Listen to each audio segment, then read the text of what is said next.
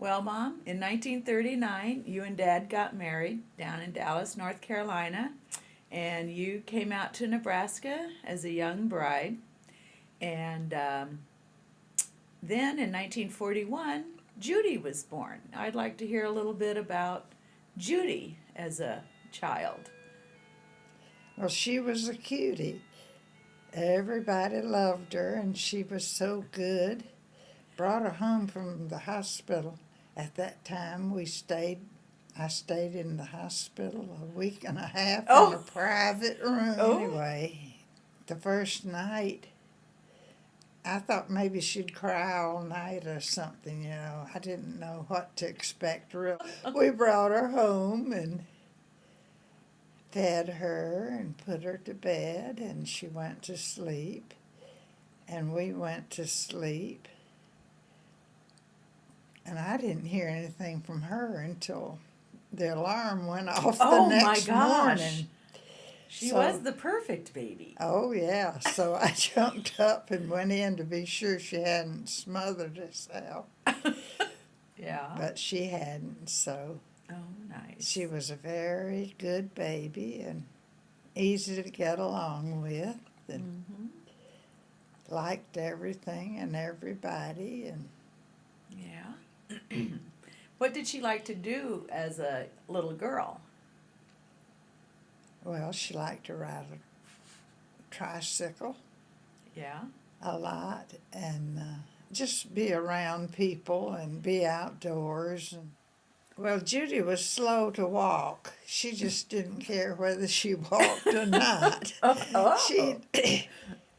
we would stand her out. I remember over at Grandma Gant's in the middle of the driveway, and both of us try to coax her to come, and she'd just laugh at us and sit down.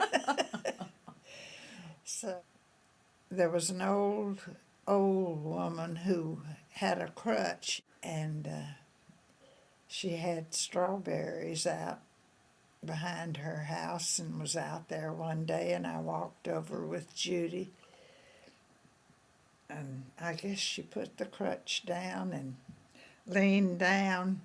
Well, how are you, little girl? And Oh. Judy just howled and ran Oh. back home. Oh.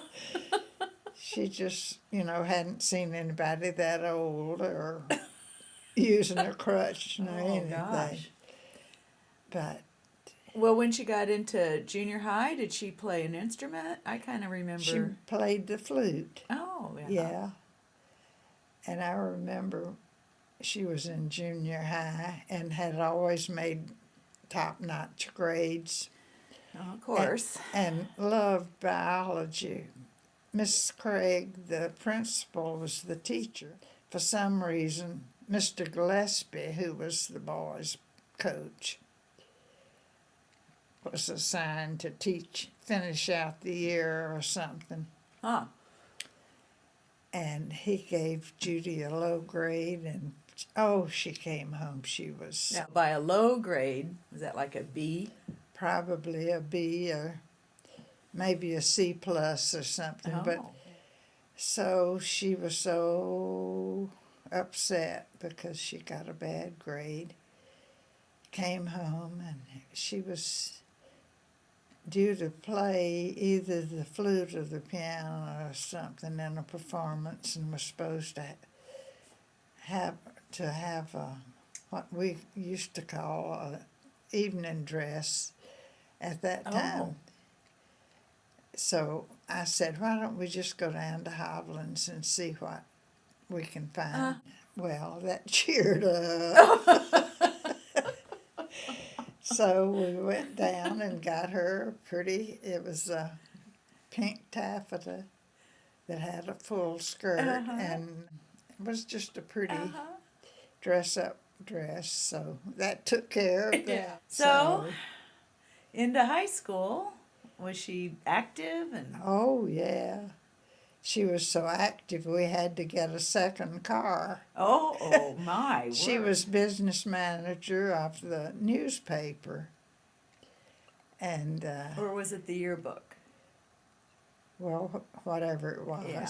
Okay. Anyway, she got the ads. She and a committee got the ads, but then it was up to her to take the photographer after school to shoot pictures to go with the ads.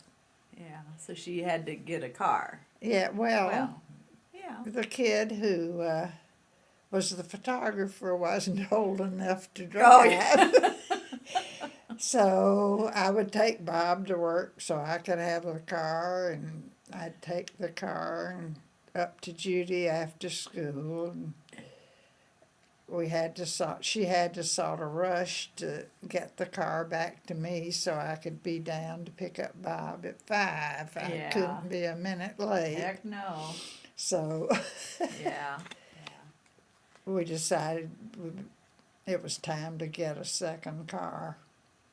So, unlike kids now, they have cars in their own name, but we got just one Yeah. second car and kept it in our name, thinking they might pay a little closer attention to driving or something. Yeah. And yeah. it seemed to work out Yeah, pretty you well. guys were actually always generous, I thought, with your cars.